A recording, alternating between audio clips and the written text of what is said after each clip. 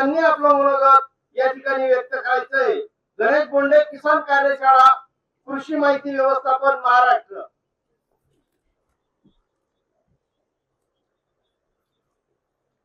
नमस्कार, राम राम. जोरात बोला. म्हणजे काय आहे ना, आपल्याला लक्षात आलं पाहिजे, नेटवर्क मार्केटिंगला ज्यावेळेस लोक स्टेज गाजवतात त्यावेळेस रात्रीला गुड मॉर्निंग म्हणतात, बरोबर. पण आपण अन्न पिकवणारे शेतकरी, दुसरी गोष्ट की गेल्या 4 वर्षापासून मी जळगाव मध्ये केळी उत्पादनामध्ये चांगलं कार्य व्हायला पाहिजे याच्यासाठी बऱ्याच ठिकाणी भरपूर कार्यक्रम बघितले, मी अटेंड पण केले, काही कार्यक्रम मिस पण झाले कारण मी नेहमी बाहेर असतो, ठीक आहे.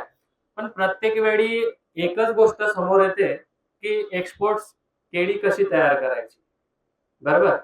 पण ती केळी तयार करत असताना किंवा आपण उत्पादन घेत असताना आपल्याला काय काय प्रॉब्लेम्स येतात आणि त्या प्रॉब्लेमचं निराकरण हे काय आहे नेमकं हे कोणालाच कळत नाही.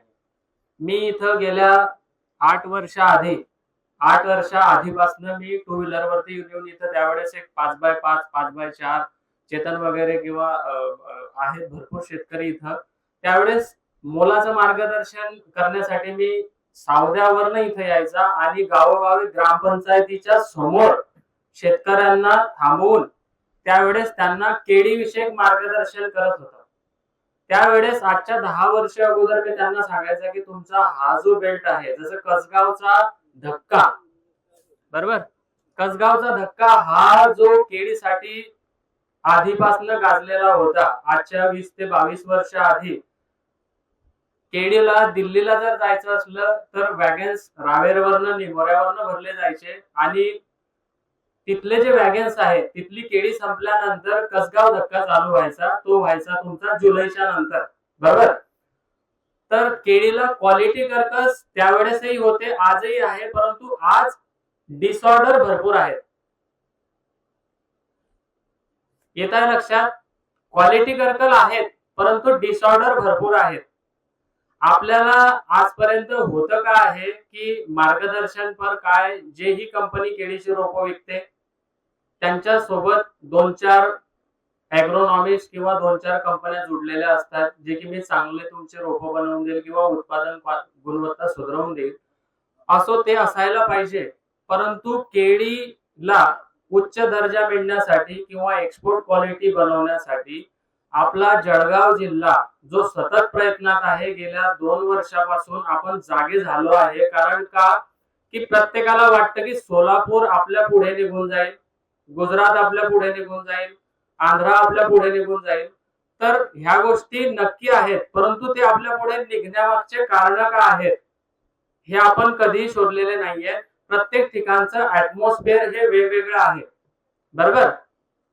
आता मी माझं सगळ्या गोष्टी बोलण्याच्या आधी सगळ्यांना सगळी माहिती आहे की केळी किती बाय कितीवरती लावायची, पाणी किती द्यायचं, केळीमध्ये करपा कसा येतो, सिगाटोका कसा होतो, बंच मॅनेजमेंट काय करायला पाहिजे.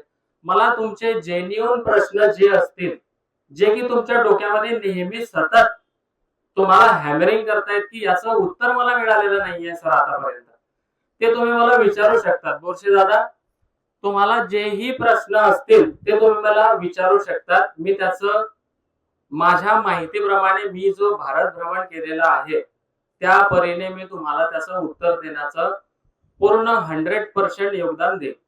तुम्हाला जे काही प्रश्न असतील केळीमध्ये, तुम्ही तुमच्या केळीच्या या मंचवरती केळीचे प्रश्न विचारू शकता. केळीला भाव का नाही आहे, केळीमध्ये करपा काय येतो, सिगाटोका काय येतो, केळीचा ग्राफ काय राहिला पाहिजे, रोपं लावली पाहिजे, कंद लावली पाहिजे, कंद लावली पाहिजे तर कोणती लावली गेली पाहिजे, कधी लावली गेली पाहिजे, भरपूर प्रश्न आहेत. एक तर प्रश्न विचारा, प्रश्न नाहीये. बघा आजपर्यंत काय होते मी एक सांगतो तुम्हाला, प्रत्येक ठिकाणी स्टेज गाजवायचं जर असलं, 2 मिनिटं सर, स्टेज जर गाजवायचं असलं तर जोही इथं वक्ता येतो तो 10 ओळी काही ना काही वाचून येतो की मला केळीबद्दल बोलायचं आहे, बरोबर. मी पूर्ण भारतभर भ्रमण करतो, सोलापूर नांदेड, परभणी, तुमचा आंध्रा असू द्या, तुमची थेनी असू द्या, गुजरात असू द्या, उत्तर प्रदेश असू द्या, कुठेही असू द्या, शेतकऱ्याकडनं प्रश्न आल्यानंतर त्याचं जागेवरती निराकरण जो व्यक्ती करेल तो खरी शास्त्रज्ञ. बरोबर. तर तुमचे जे काही प्रश्न आहेत ते प्रश्न तुम्ही विचारू शकता.